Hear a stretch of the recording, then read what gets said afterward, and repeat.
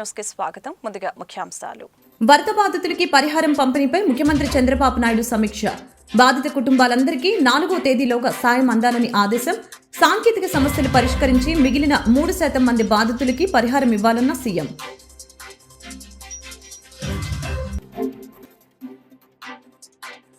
సాగునీటి సంఘాల ఎన్నికలపై అధికారులతో మంత్రి నిమ్మల రామానాయుడు సమీక్ష. సాగునీటి సంఘాల ఎన్నికల నోటిఫికేషన్ నిర్వహణపై కసరత్తు. నవంబర్ మొదటి వారంలోగా ఎన్నికలు పూర్తి చేసేందుకు సన్నాహాలు చేస్తున్నామని వెల్లడి. తిరుమల లడ్డూ కల్తీ వ్యవహారంపై సిట్ దర్యాప్తు నిలిపివేత. శ్రీవారి లడ్డూలో జంతు కొవ్వు కలిసిందా అని గత 3 రోజులుగా సిట్ విచారణ. నిన్న సుప్రీంకోర్టు కీలక వ్యాఖ్యలతో తదుపరి విచారణ అనంతరం సిట్ దర్యాప్తు కొనసాగుతుందన్న డీజీపీ. ఏపీలో భారీ వర్షాలు వరదలకి నష్టపోయిన ప్రజలకు అందించే పరిహారంపై సాంకేతిక సమస్యలు పరిష్కరించి ప్రతి ఒక్కరికి పరిహారం అందజేయాలని, ఏ ఒక్కరూ అసంతృప్తితో ఉండటానికి వీల్లేదని అధికారులను సీఎం చంద్రబాబు ఆదేశించారు. అర్హులెవరికీ సాయం అందకుండా ఉండేందుకు అవకాశం ఉండకూడదని స్పష్టం చేశారు. సాగునీటి సంఘాల ఎన్నికలపై అధికారులతో మంత్రి నిమ్మల రామానాయుడు సమీక్ష నిర్వహించారు. ఈ సమీక్షలో irrigation special chief secretary G Sai Prasad, కాడా కమిషనర్ రామసుందర్ రెడ్డి, ఈఎన్సీ ఎం వెంకటేశ్వరరావులు పాల్గొన్నారు. సాగునీటి సంఘాల ఎన్నికల నోటిఫికేషన్ నిర్వహణపై కసరత్తు చేశారు. నవంబర్ మొదటి వారంలోగా ఎన్నికలు పూర్తి చేసేందుకు సన్నాహాలు చేస్తున్నారు. నిర్వీర్యమైన సాగునీటి వ్యవస్థను నీటి సంఘాల ద్వారా రైతుల ప్రాతినిధ్యంతో గాడిలో పెట్టే ప్రయత్నం చేస్తున్నామని మంత్రి నిమ్మల రామానాయుడు వివరించారు. తిరుమల శ్రీవారి లడ్డు ప్రసాదం తయారీకి ఉపయోగించిన నెయ్యిలో జంతు కొవ్వు కలిసిందన్న నేపథ్యంలో ఏపీ ప్రభుత్వం సిట్ దర్యాప్తునికి ఆదేశించిన సంగతి తెలిసిందే. గత 3 రోజులుగా సిట్ సభ్యులు తిరుపతిలో మకాం వేసి ముమ్మరంగా దర్యాప్తు కొనసాగించారు. అయితే నేడు కీలక పరిణామం చోటు చేసుకుంది. సిట్ దర్యాప్తుని తాత్కాలికంగా నిలిపివేశారు. ఈ మేరకు రాష్ట్ర డీజీపీ ద్వారకా తిరుమలరావు వెల్లడించారు. లడ్డు కల్తీ వ్యవహారంలో సుప్రీంకోర్టు ఆదేశాల నేపథ్యంలో కూటమి ప్రభుత్వం తరపు న్యాయవాదులు చేసిన సూచనలతో ఈ నిర్ణయం తీసుకున్నామని చెప్పారు. సుప్రీంకోర్టులో తదుపరి విచారణ అక్టోబర్ 3న అనంతరం అత్యున్నత న్యాయస్థానం ఆదేశాలకు అనుగుణంగా సిట్ విచారణ మళ్లీ కొనసాగుతుందని డీజీపీ తెలిపారు. మంగళగిరి నియోజకవర్గంలో తొలి అడుగు పైలట్ ప్రాజెక్టు పేరుతో స్కిల్ డెవలప్మెంట్ ప్రాజెక్టుకి శ్రీకారం. మంగళగిరి నియోజకవర్గంలోని 3 మండలాలతో పాటు తుళ్లూరు, ఈ 4 మండలాల్లో 100 గ్రామ సచివాలయాల్లో 675 మంది ఎన్యూమరేటర్స్తో సర్వే నిర్వహించారు. ఈ సర్వేలో ప్రతి ఇంటిలోని నిరుద్యోగ యువతను గుర్తిస్తూ వారి చదువు మరియు స్కిల్స్ నైపుణ్యతపై ఆరా తీశారు. 25 రకాల క్వశ్చన్లతో సర్వే నిర్వహించారు. ఈ సర్వే ద్వారా యువతకు ఉద్యోగ అవకాశాలు మరియు స్కిల్స్ పెంచే విధంగా తోడ్పడుతుంది. ఈ పైలట్ ప్రాజెక్టు నెల రోజుల్లో పూర్తి చేసి రాష్ట్రంలో కూడా ముందుకు తీసుకువెళ్లే విధంగా అడుగులు పడుతున్నాయి. నమస్కారం, నా పేరు అనిల్ కుమార్. నేను ఏపీ స్కిల్ డెవలప్మెంట్ కార్పొరేషన్ లీడ్గా పనిచేస్తున్నాను. నిన్ననే గుంటూరు జిల్లాలోని మంగళగిరి మరియు తాటిపూడి నియోజకవర్గంలోని తుళ్లూరు మండలాల్లో AP skill census survey start చేయడం జరిగింది. గౌరవ ముఖ్యమంత్రి వర్యులు శ్రీ నారా చంద్రబాబు నాయుడు గారి యొక్క ఆదేశాల మేరకు గౌరవ మంత్రివర్యులు శ్రీ నారా లోకేష్ గారి యొక్క సారథ్యంలో ఈ కార్యక్రమాన్ని భారతదేశంలో తొలిసారిగా ప్రతిష్టాత్మకంగా చేపట్టడం జరిగింది. ఈ కార్యక్రమాన్ని మంగళగిరి మరియు తాటిపూడి నియోజకవర్గాల్లోని 100 గ్రామ సచివాలయాల పరిధిలో చేపట్టడం జరిగింది. ఈ స్కిల్ సెన్సెస్ పైలట్ ప్రాజెక్ట్లో భాగంగా 675 మందికి మేము ట్రైనింగ్ ఇవ్వడం జరిగింది. ఇది సుమారుగా నెల రోజుల్లో ఈ కార్యక్రమాన్ని పూర్తి చేసేందుకు ఏర్పాట్లు చేసుకున్నాము. ఈ మొత్తం కార్యక్రమానికి AP skill development corporation nodal ఏజెన్సీగా పనిచేస్తుంది. మా ప్రిన్సిపల్ సెక్రటరీ గారు శ్రీ సౌరభ్ గౌర్ గారు, అదేవిధంగా ఎండి గారు గణేష్ గారు పర్యవేక్షణలో ఈ కార్యక్రమాన్ని సమర్థవంతంగా పూర్తి చేసేందుకు మేము ప్రయత్నిస్తున్నాము. మీరు ఈ కార్యక్రమంలో భాగంగా మా ఎన్యూమరేటర్స్ మీ ఇళ్ళకి వచ్చినప్పుడు సుమారుగా 15 సంవత్సరాల నుంచి 59 సంవత్సరాల మధ్య ఉన్నటువంటి ప్రజలందరూ కూడా మీ యొక్క విద్యార్హతలు, మీకున్నటువంటి మీ ఉద్యోగ అనుభవం కానీ, మీ స్కిల్స్కి సంబంధించి కానీ సమాచారాన్ని మీరు అందించినట్లయితే దీన్ని గవర్నమెంట్ వారికి అందించడం ద్వారా ప్రజలకు మెరుగైన ఉపాధి అవకాశాలు కల్పించడంలో దోహదపడుతుందని చెప్పేసి తెలియజేస్తున్నాను. నేను దయచేసి మీ ఇళ్ళకు వద్దకు వచ్చేటువంటి ఎన్యూమరేటర్స్కు మీరందరూ కూడా స్వచ్ఛందంగా మీ సమాచారం ఇచ్చినట్లయితే కనుక ఈ కార్యక్రమాన్ని విజయం చేయడం సాధ్యమవుతుంది. Thank you. ఇక్కడ 15 నుంచి 59 సంవత్సరాల మధ్య ఉన్నాడు ఎవరైనా ఎన్రోల్ కావచ్చు వర్కింగ్ ఏజ్ పాపులేషన్ అంటారు ఆ ఏజ్ మధ్య ఉన్నాడు మనం అంటే అమ్మ వాళ్ళు మధ్య సగం ఉంది అమ్మదా అది మార్నింగ్ మీరు వచ్చారు మేడం అది కంప్లీట్ చెయ్యి మనం ఇక్కడ చేయగలం తను అక్కడే ఉన్నాడు కాబట్టి అమ్మ చెప్పింది ఓటీపీ చెప్పినా మనం చేయగలం ఒకసారే కదా ఓటీపీ 2 టైమ్స్ వస్తుంది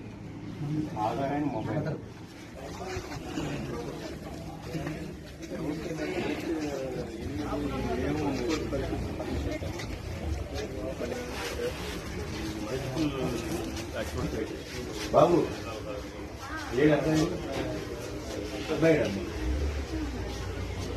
బాబు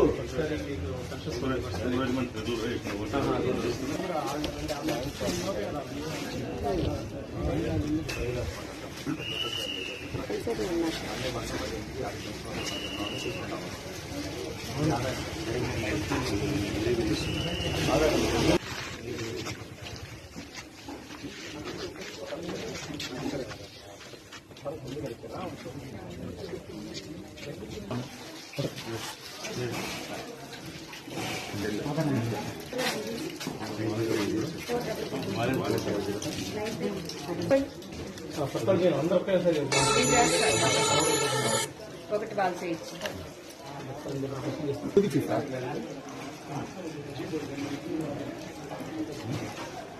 సామాజిక సేవ కార్యక్రమాలలో భాగంగా మంగళగిరి మండలం ఆత్మకూరు కోకోకోలా ప్రైవేట్ లిమిటెడ్ ఆధ్వర్యంలో మంగళవారం మంగళగిరి రూరల్ పోలీస్ స్టేషన్ ఆవరణ పరిసరాలలో శుభ్రపరిచే కార్యక్రమాన్ని నిర్వహించారు. ఈ సందర్భంగా రూరల్ ఎస్ఐ చిరుమామిళ్ల వెంకటేశ్వర్లు మాట్లాడారు. సో స్వచ్ఛతా హీ సేవ ఈ ప్రోగ్రాం ద్వారా మా కోకోకోలా టీం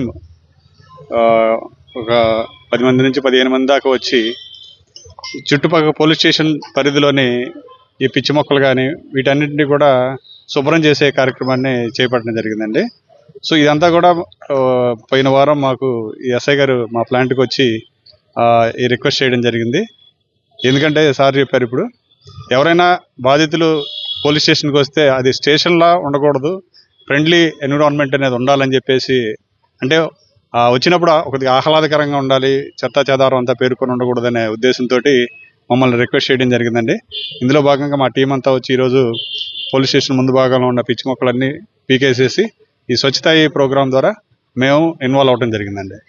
సో ఇలాంటి కార్యక్రమాలు మేము మా కంపెనీ చుట్టుపక్కల కాలువలు క్లీన్ చేయడం కానీ, ప్లాస్టిక్ బాటిల్ని రిమూవ్ చేయడం కానీ, ఇవన్నీ కూడా మా టీం అంతా ఇన్వాల్వ్ అయ్యి చేస్తుంటారండి.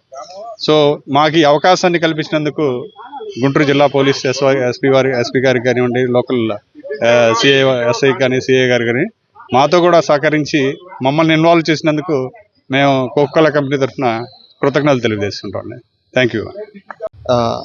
మంగళగిరి రూరల్ పోలీస్ స్టేషన్ పరిధిలో ఉన్నటువంటి స్టేషన్ పరిసరాలు మరియు ప్రాంతాల్లో ఈ యొక్క కేస్ ప్రాపర్టీ కానీ, ఏదైతే రోడ్ యాక్సిడెంట్స్ కావచ్చు, అదేవిధంగా చోరీ సొత్తు కావచ్చు, ఇతరత్ర ఆ వాహనాలు మొత్తం కూడా కేసు దర్యాప్తులో భాగంగా సీజ్ చేసినటువంటి వాహనాలను మనం ప్రిమిసెస్లో ఉంచడం జరిగింది.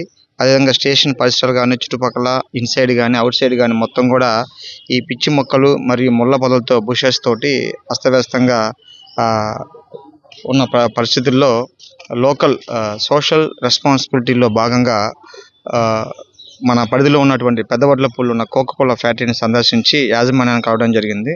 అక్కడ ఉన్నటువంటి మేనేజర్ గారు అయిన యు శివారెడ్డి గారు కానీ, అదేవిధంగా మెయింటెనెన్స్ మేనేజర్ అయినటువంటి ఉదయ్ కుమార్ గారు కానీ చాలా చక్కగా స్పందించారు. వాళ్ళు కూడా వాళ్ళ ఫ్యాక్టరీ విధి విధానాల్లో భాగంగా సామాజిక సేవా కార్యక్రమాల్లో ముందుంటామని చెప్పి వాళ్ళు చక్కగా స్పందించి వెంటనే వాళ్ళ టీం తోటి శివారెడ్డి గారు కానీ, ఉదయ్ భాస్కర్ గారు కానీ వాళ్ళ టీంతో వచ్చి మన స్టేషన్ యొక్క పరిసరాలు ఎప్పుడు కూడా బాధితులు పోలీస్ స్టేషన్కి వచ్చినప్పుడు వాళ్ళు ఎంతో సాధారణంగా ఆహ్వానించబడాలి, పరిసరాలు శుభ్రంగా ఉండాలి, అప్పుడే బాధితుడు సత్వర న్యాయం పొందుతాడు అనే ఒక కాన్సెప్ట్తో వచ్చి వాళ్ళు కూడా శుభ్రం చేశారు. చాలా హర్షణీయం, చాలా సంతోషదగ్గ విషయం.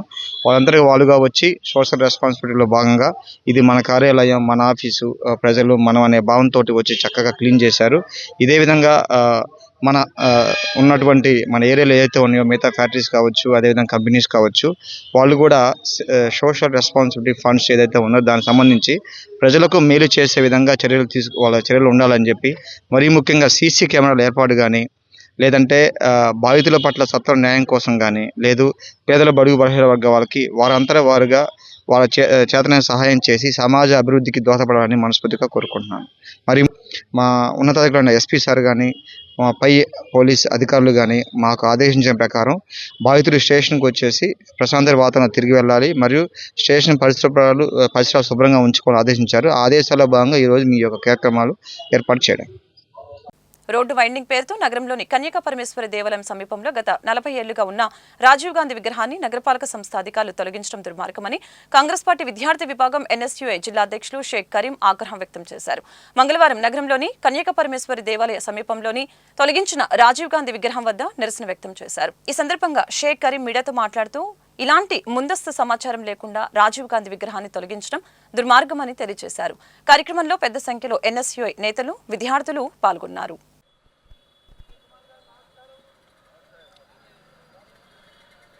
గుంటూరు నగరంలో తూర్పు నియోజకవర్గంలో కనకా పరమేశ్వరి ఆలయం వద్ద సమీపంలో ఉన్నటువంటి మహానేత, మాజీ ప్రధానమంత్రి, పేద బడుగు బలహీన వర్గాల ఆశాజ్యోతి రాజీవ్ గాంధీ గారి విగ్రహం గత 40 సంవత్సరాల నుండి కనకా పరమేశ్వరి ఆలయం సమీపంలో ఉన్నటువంటి పరిస్థితి. అయితే గుంటూరు నగరంలో ఇళ్లల్లో దొంగలు పడ్డం అందరం చూసాం. కానీ రోడ్ల మీద కూడా విగ్రహాలను కూడా దొంగతనం చేయడం నిజంగా ఆశ్చర్యంలో ఉన్నటువంటి పరిస్థితి. మాజీ ప్రధానమంత్రి రాజీవ్ గాంధీ గారి విగ్రహాన్ని గత 3 రోజుల క్రితం కొంతమంది గుర్తు తెలియని దుండగులు రాజీవ్ గాంధీ గారి విగ్రహాన్ని దొంగతనం చేయడం నిజంగా చాలా బాధాకరమైనటువంటి విషయం, దుర్మార్గమైనటువంటి పరిస్థితి.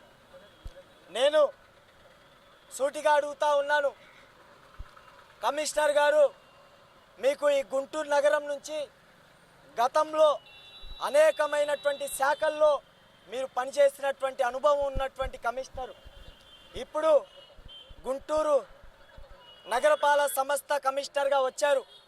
గుంటూరు నగరంలో ఏ నలుమూలన ఏముందో, ఎక్కడెక్కడ మహానేతల విగ్రహాలు ఉన్నాయో అవి మొత్తం కూడా పూర్తి స్థాయిలో అవగాహన ఉన్నటువంటి కమిషనర్ గారు. అయితే మాజీ ప్రధానమంత్రి రాజీవ్ గాంధీ గారి విగ్రహం ఈరోజు మీ కళ్ళకు కనపడలేదా అని చెప్పి ఈరోజు కాంగ్రెస్ పార్టీ విద్యార్థి విభాగం గుంటూరు జిల్లా నగర ఎన్ఎస్ఏ బృందం పక్షాన హెచ్చరిస్తూ ఉన్నాం. మీరు ఒకటే డిమాండ్ చేస్తూ ఉన్నాం, ఏదైతే గత 40 సంవత్సరాల నుండి మహానేత, మాకు ఇన్స్పిరేషన్గా ఉన్నటువంటి ఒక మహానాయకుడు రాజీవ్ గాంధీ గారి విగ్రహం ఏదైతే తొలగించారో దాన్ని తక్షణమే మీరు పునర్నిర్మాణం చేసే విధంగా బాధ్యతలు చేయకపోతే మేము ఎన్ని పోరాటాలు, ఎన్ని ఉద్యమాలు చేయడానికి కూడా రెడీగా ఉన్నామని చెప్పి ఈ సందర్భంగా కమిషనర్ గారిని అదే హెచ్చరిస్తూ ఉన్నాం.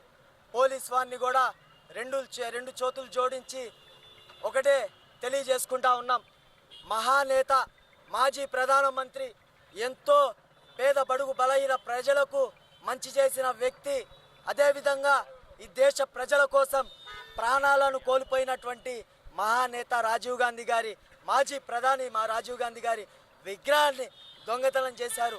పోలీస్ వారిని కూడా ఒకటే 2 చేతులు జోడించి వేడుకుంటా ఉన్నాం, మీరు కూడా దయించి ఆ విగ్రహాన్ని ఎవరు దొంగతనం చేశారో వాళ్ళని పట్టుకొని మళ్ళా పునర్నిర్మాణం చేసే విధంగా మీ పాత్ర కూడా పోలీస్ అధికారులు చేయాలని చెప్పేసి 2 చేతులు జోడించి ఎన్ఎస్ఏ గుంటూరు జిల్లా నగర ఎన్ఎస్ఏ బృందం పక్షాన వేడుకుంటా ఉన్నాం. తక్షణమే మేము మున్సిపాలిటీ అధికారులకు, కమిషనర్ గారికి హెచ్చరిస్తూ ఉన్నాం, మేము ఎన్ని పోరాటాలు చేయడానికి కూడా సిద్ధంగా ఉన్నాం. ఎన్ఎస్ఏ కాంగ్రెస్ పార్టీ విద్యార్థి విభాగంగా మీరు రాజీవ్ గాంధీ గారి విగ్రహాన్ని తిరిగి పునర్నిర్మాణం చేయకపోతే మేము ఎంత దూరం కూడా వెళ్ళడానికి కూడా, హైకోర్టు, సుప్రీంకోర్టు దాకా కూడా వెళ్ళడానికి కూడా సిద్ధంగా ఉన్నామని చెప్పి మరొక్కసారి మున్సిపాలిటీ అధికారులకు, కమిషనర్ గారిని ఎన్ఎస్ఏ బృందం పక్షాన హెచ్చరిస్తా ఉన్నాం.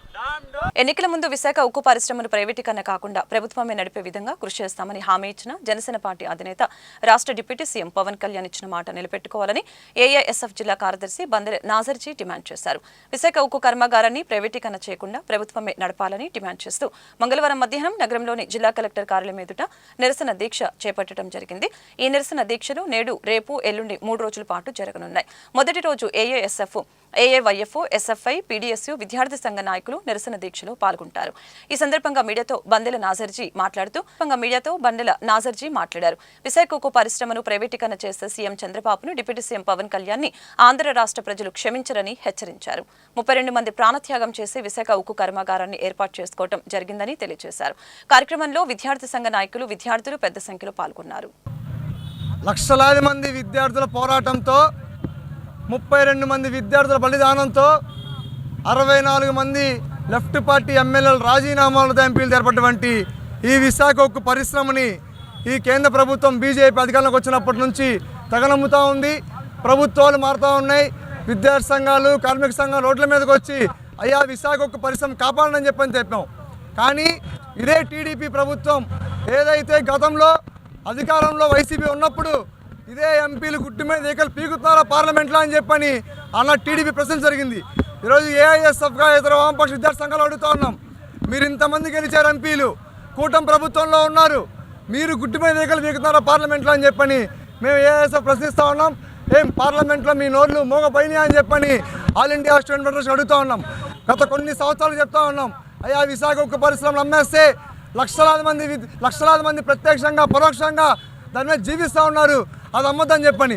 ఒక పక్క తెలంగాణలో కేసీఆర్ గారు ఈరోజు అది అమ్మేస్తూ ఉంటే సింగరేణిని ప్రభుత్వ రంగ సంస్థగా కొనసాగించుకుంటాం, మా ఆత్మగౌరవం ఎవరి కాళ్ళ దగ్గర తాకట్టు పెట్టమని చెప్పని ఈరోజు సింగరేణి ప్రభుత్వ రంగ సంస్థ కొనసాగిస్తూ ఉన్నారు. మరి మీరు మాత్రం వందలాది కోట్ల ఫండ్స్ తీసుకుంటూ ఉన్నారు వర్షాకాలం అని చెప్పని. ఈరోజు వరద బాధితులకు ఏం అందలేదు. మేము పవన్ కళ్యాణ్ గారు అడుగుతూ ఉన్నాం, మీ డిప్యూటీ సీఎంగా రాకముందు జనసేనలో ఉన్నప్పుడు, కూటమిలో ఏర్పడినప్పుడు అనేక సభల్లో చెప్పారు, ఎలా పడితే అలా వ్యంగ్యంగా ఎంపీలు మారడం జరిగింది, వైసీపీ ఎంపీలని.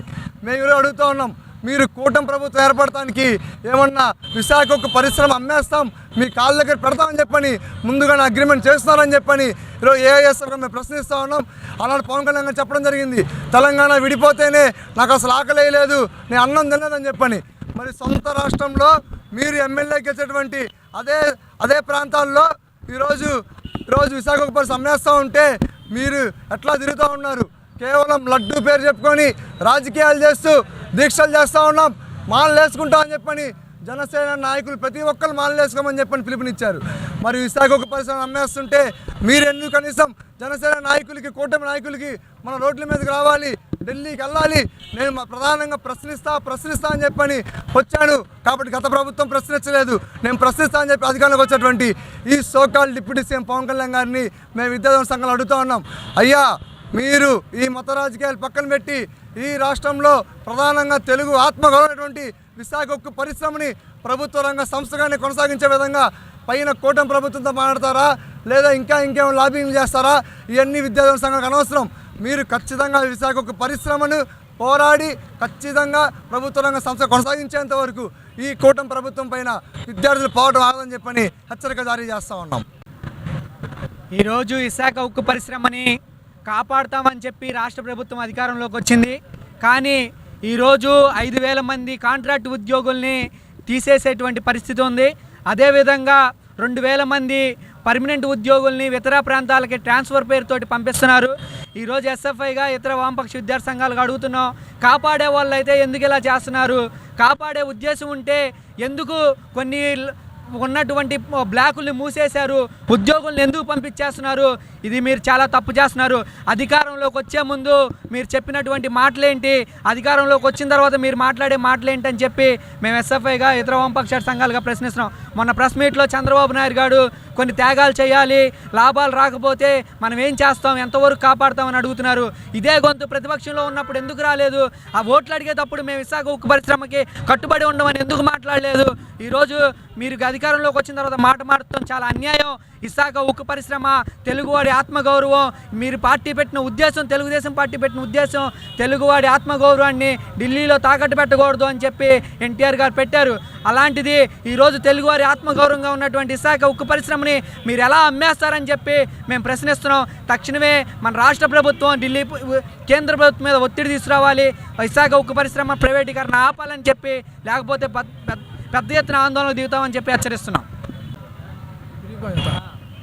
విశాఖ ఉక్కు ఆంధ్రుల హక్కు అని ఆనాడు ఇందిరాగాంధీ మీద పోరాటం చేసి సాధించుకున్న విశాఖ ఉక్కుని ఇప్పుడు మీ ఇష్టం వచ్చినట్టుగా ప్రైవేటీకరణ చేస్తూ ఉంటే అఖిల భారత యువజన సమాఖ్య కానీ మిగతా విద్యార్థి యువజన సంఘాలు ఏవి కూడా చూస్తూ ఊరుకోమని, ఇప్పటికైనా తక్షణమే మీరు విశాఖ ఉక్కు మీద ఈ రాష్ట్రంలో ఉన్న ఎంపీలు మొత్తం కూడా పార్లమెంట్లో గలమిప్పాలని, మన రాష్ట్రానికి సంబంధించి ఇప్పటికీ ప్రజెంట్ రాజధాని కూడా సరిగ్గా లేదు కాబట్టి మన రాష్ట్రానికి ఏదైనా ఉందంటే ఒక తలకాయ లాంటిది విశాఖ ఉక్కు అనేది ఈ రాష్ట్రంలో ఉన్న ప్రజలు కూడా భావిస్తూ ఉన్నారు. ఇప్పుడు అది కనుక ప్రైవేటీకరణ జరిగితే ఈ రాష్ట్రానికి రాజధాని లేదు, అదేవిధంగా విశాఖ ఉక్కు లేకపోతే ఈ రాష్ట్రం ఏ విధంగా డెవలప్ అవుతుందని ఈ రాష్ట్రంలో ఉన్న అన్ని వర్గాల ప్రజలు కూడా భావిస్తూ ఉన్నారు.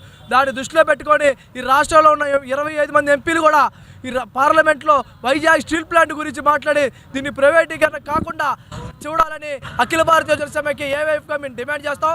లేని పక్షంలో ఈ రాష్ట్రంలో ఉన్న ఎంపీలు మొత్తాన్ని, ఈ రాష్ట్రంలో ఉన్న 25 మంది ఎంపీలని ముట్టడిస్తామని అఖిల భారత యువజన సమాఖ్యగా మేము డిమాండ్ చేస్తా ఉన్నాం.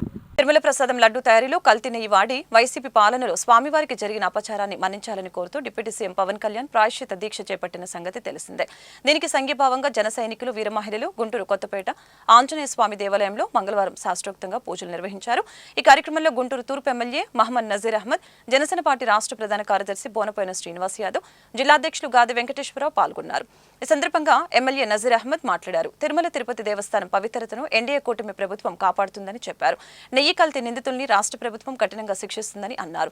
ఈ కార్యక్రమంలో జనసేన పార్టీ నాయకులు మేకల రవీంద్రబాబు, సికాబాలు, పాకనాటి రమాదేవి, బీజేపీ జిల్లా అధ్యక్షుడు వనమ నరేంద్ర, కొనకల సత్యనారాయణ తదితరులు పాల్గొన్నారు. ఈ సంవత్సరం శ్రీ కన్యకా పరమేశ్వరి అమ్మవారి దేవస్థానంలో నవరాత్రి ఉత్సవాలు వైభవపేతంగా జరుగుతున్నాయి అనడానికి ఎటువంటి సంకోచం లేదు. ఈ యొక్క గుంటూరు నగరంతో పాటు గుంటూరు జిల్లాలో ఉన్న భక్తులందరూ కూడా ఈ 9 రోజుల నవరాత్రి రోజు వచ్చి అమ్మవారిని దర్శించుకొని అమ్మవారి కృపకి పాత్రలు కాగలరని కూడా తెలియజేస్తున్నాము. ఈ సంవత్సరం ఈ దసరా నవరాత్రులకు విశేషమైన సౌకర్యాలు కల్పించడం జరిగింది.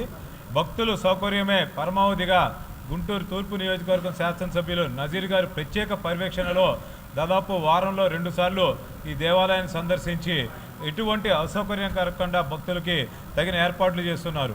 అలానే ఆలయంలో అనేక రకాల మార్పులు తీసుకొచ్చి ఈ కరెంటు పోతే దానికోసం జనరేటర్ ఇవ్వాలి మీరు చూసుంటారు ప్రారంభించడం, అట్లానే ఈ యొక్క స్లాబ్ మరామతులు ఏదైతున్నాయో ఈ హాల్ పెయింటింగ్స్ అన్నీ కూడా చేయడం, అలానే భక్తుల సౌకర్యార్థం త్వరగా అమ్మవారి దర్శనం కోసం కూడా క్యూ లైన్లు ఏర్పాటు చేయడం, ఈ యొక్క భక్తులు లైన్లో ఉన్నప్పుడు మంచినీటి సౌకర్యం కానీ లేకపోతే ఆహారం ఇబ్బంది అయినా కూడా వాటిని ఇచ్చే సౌకర్యం ఏర్పాటు చేయడం, మహిళలకి వృద్ధులకి ప్రత్యేక క్యూ లైన్లు ఏర్పాటు చేయడంతో పాటు ప్రత్యేక ఆకర్షణగా మహారాష్ట్ర తరహా ఎంట్రీ గేట్లు, స్వాగత గేట్లను కూడా ఏర్పాటు చేయడంతో పాటు ఈ సంవత్సరం మహారాష్ట్ర నుంచి కళాకారులు, కేరళ నుంచి వాయిద్యాలు, తమిళనాడు నుంచి కర్ణాటక నుంచి కూడా ప్రత్యేక నృత్య కళాకారులు రావడంతో పాటు అనేక సౌకర్యాలు కల్పిస్తున్న మన గుంటూరు ఆరగ్రహంలోని కన్యకా పరమేశ్వరి అమ్మవారి దేవస్థానంలో 103వ మద్దేవి నవరాత్రి ఉత్సవాల సందర్భంగా మన గుంటూరు తూర్పు నియోజకవర్గం శాసనసభ్యులు శ్రీ మహమ్మద్ నసీర్ గారి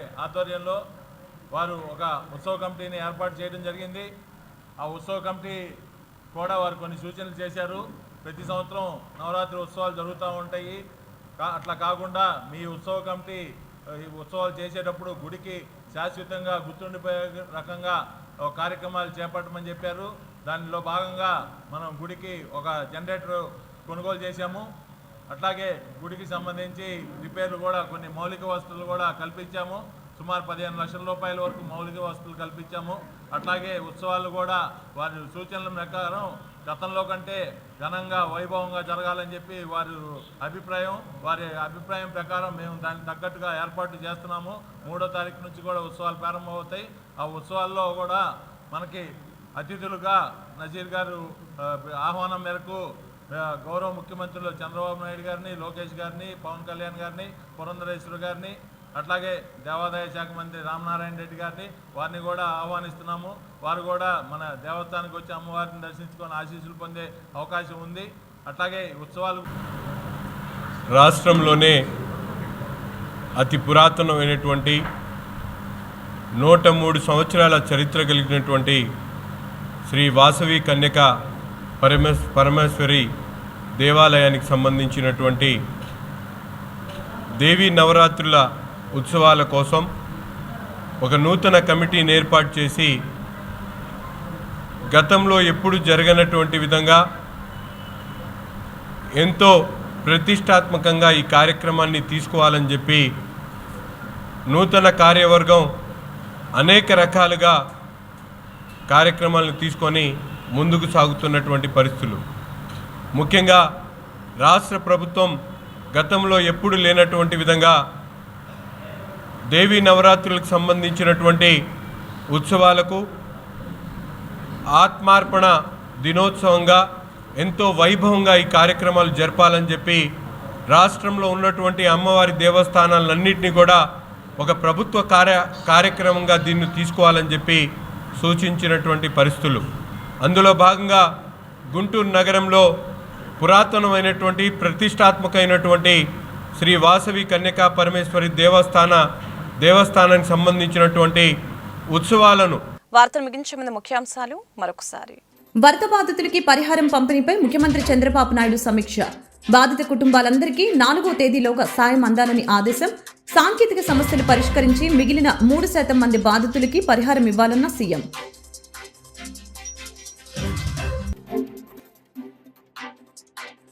సాగునీటి సంఘాల ఎన్నికలపై అధికారులతో మంత్రి నిమ్మల రామానాయుడు సమీక్ష. సాగునీటి సంఘాల ఎన్నికల నోటిఫికేషన్ నిర్వహణపై కసరత్తు. నవంబర్ మొదటి వారంలోగా ఎన్నికలు పూర్తి చేసేందుకు సన్నాహాలు చేస్తున్నామని వెల్లడి. తిరుమల లడ్డూ కల్తీ వ్యవహారంపై సిట్ దర్యాప్తు నిలిపివేత. శ్రీవారి లడ్డూలో జంతు కొవ్వు కలిసిందా అని గత 3 రోజులుగా సిట్ విచారణ. నిన్న సుప్రీంకోర్టు కీలక వ్యాఖ్యలతో తదుపరి విచారణ అనంతరం సిట్ దర్యాప్తు కొనసాగుతుందన్న డీజీపీ. ఈ వార్తలు ఇంతటితో సమాప్తం. మరొక బులెటిన్ మళ్ళీ కలుద్దాం. నమస్కారం.